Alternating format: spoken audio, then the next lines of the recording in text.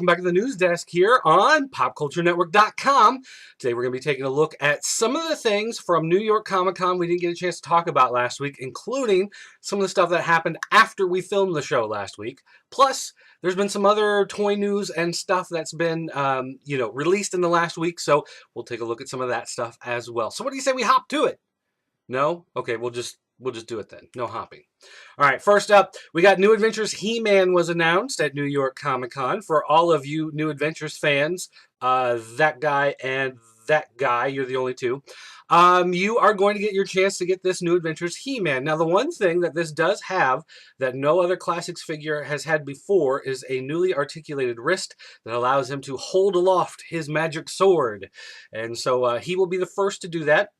When Mattel was asked about, are we going to re-release regular He-Man or Battle Armor He-Man or anybody with that wrist, they said right now they've got stock of the regular figures. If they all sell out and they're looking to produce some more, maybe they will in the future, but right now that's not really in the cards. As far as going forward, you may or may not see it on any figures from here on out, kind of depending on who it is that's being tooled. But there you go, New Adventures He-Man for both of you that actually care.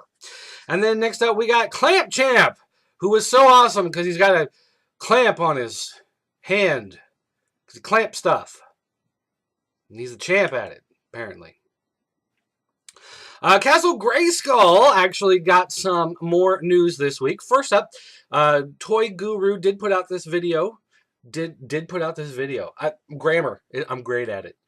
Toy Guru put out a video showing the Castle Grayskull Vintage along with a foam mock-up of the new Castle Grayskull, so you can get an idea of scale of how much bigger this one is because it's actually made for your Classics figures. So there you go. You can see that it is quite a bit bigger.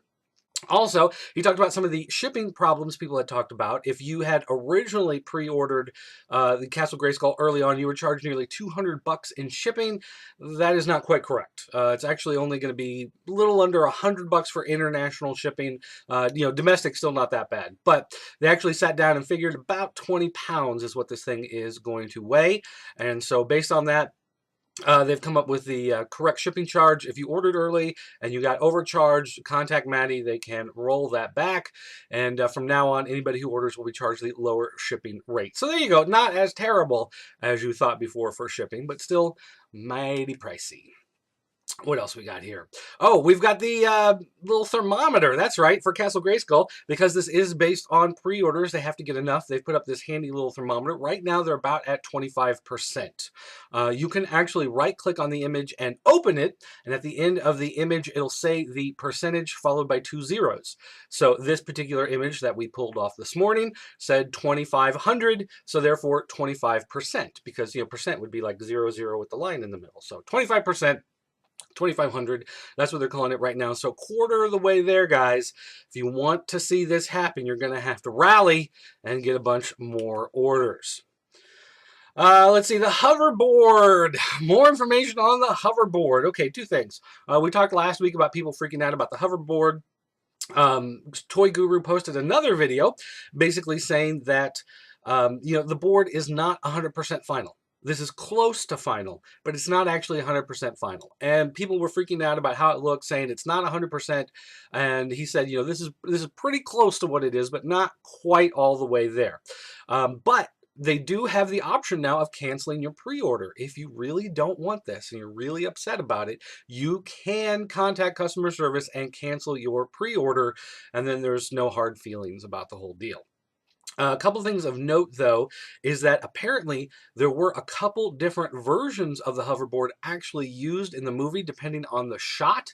So when you make a still shot of the movie and you say, well, this color looks a little different or this edge looks a little different, it may actually not be the same version as the one that they're basing this off of. So you got to be a little careful in which version of the prop you are actually looking at. On top of that, it does make sounds. It is motion activated. When you lay it flat, it makes a sound. It can tell if you're moving forward or back, left or right, make the appropriate sounds. And if you pick it up, tuck it under your arm, the sounds do stop. So it does have some neat functions, just besides the fact that, it looks like the one in the movie. As far as the lenticular sticker, still looks like you may be out of luck.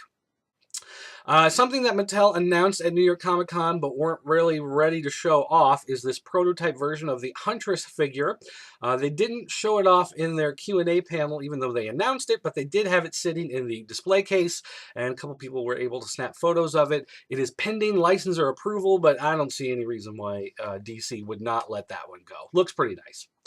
Also, hidden among the Masters of the Universe Classics case, at some point Mattel snuck in this white crossbow.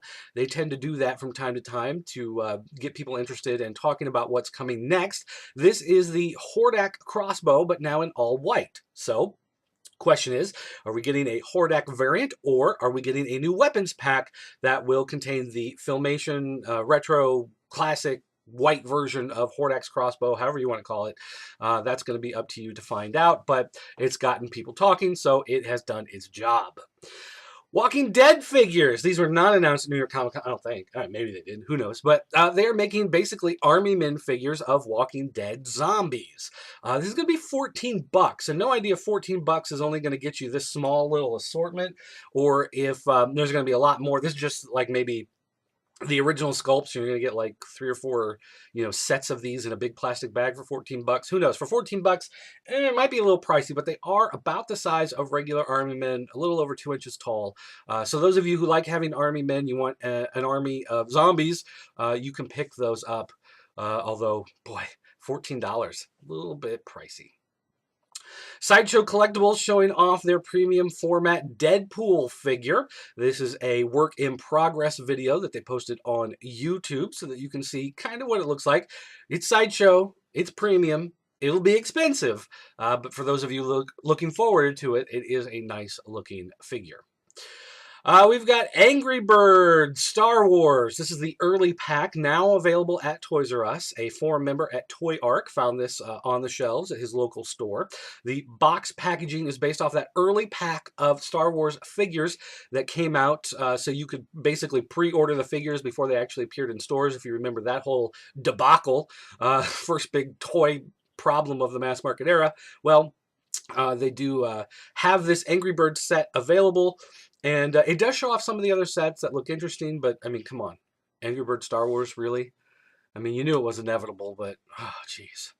And then finally, minor spoilers here. If you don't want to be spoiled by anything in the new Superman movie, then don't watch now. Turn it off. Thanks for watching. We'll see you guys later. Everybody else. Apparently, BleedingCool.com has leaked out videos, promotional videos, showing off the new Superman toys. These are probably for toy investors or people who work for a mass market retailer buying for 2013. They're putting this ad out there to get people interested in the lines. But based off the new Superman movie, first up we have Exploders, which are basically little Superman figures with Stretch Armstrong arms, and you pull them and fling them, and they knock over Zod's spaceship, Zod, some of his henchmen, and there's a tank that can explode, whatever. You've got a Superman, you've got a red suit Superman, if you remember the old classic video game. Who knows if a red suit Superman's actually in this movie in some case, but whatever, there he is. But fans of the Angry Birds toys, like we just showed, like my son who loves all that kind of stuff, he'll love this. It'll fit right in with all that other stuff. But Mattel also showing that they've learned absolutely nothing from the Green Lantern movie figures, is continuing to make movie-based figures that no one actually wants, including these Flight Speeders, which are basically Superman and Zod in these posed with their arms up like they're flying. You put it into a launcher, you smash the back of it, and it flies through the air. Flight Speeders. They're great. Hey guys, I want to thank you for watching, but don't leave yet. We're not quite done. As you know, if you paid attention to the podcast that went up earlier this week on popculturenetwork.com, thatnewtoysmell.com, our own Nick Federico, Nick the Toy Columnist, was at New York Comic Con. He took some video of the Mattel booth, took a whole bunch of pictures, so we've put all that together for a little video montage, close out the show today. So if you guys like this, you can thank Nick the Toy Columnist for it. Make sure you check out Pop Culture Network for more great stuff. I'll see you guys next time.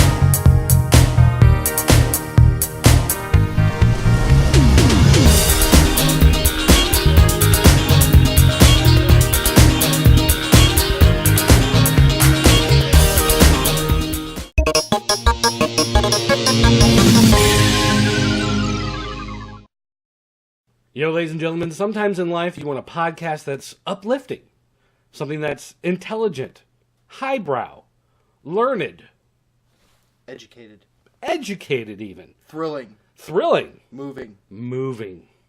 Sometimes, though, you just want our show because you're drunk and you got nothing else to do. That's why we are the Comaholics. Watch us every so randomly because we don't have a set schedule. Just here on INeedComics.com, part of the Pop Culture Network. Where we get drunk for you.